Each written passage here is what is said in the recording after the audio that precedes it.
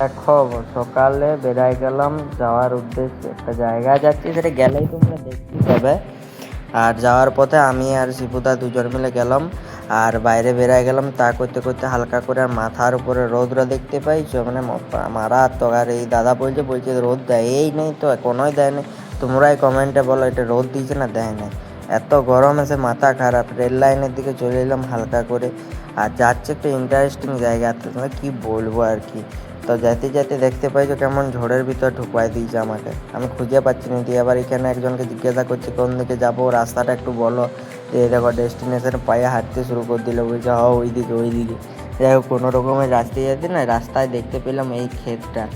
দেখতে পেয়েছো কত ধান রকম কত রকম পড়ে আছে, কত ধান। এত ধান নষ্ট হয়েছে সে বলার নাই।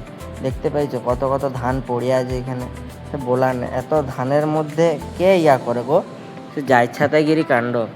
যাই হোক, কোনো রকমে যে পৌঁছায় গেলাম জায়গাটার মধ্যে।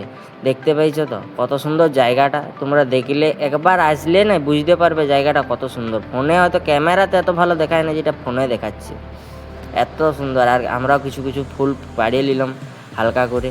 দিয়ে এত রোদের মাঝখানে নাই দেখো, এগুলোকে নিয়ে পরে হালকা করে বেরায় গেলাম। আর এই দেখো ওর হাতেও কোনো কোনো ফোন আছে আর আছে, এক গাদা জিনিস নিয়ে আমরা বেরায় গেলাম। আর এই রুমে চলে এলাম, রুমে এসে এগুলোকে একে একে করে রাখি দিলাম। এখন সাজাসাজি হয়ে যাবে। আজকের মতো এখানে আসছি, আবার কালকে টাটা বাই বাই।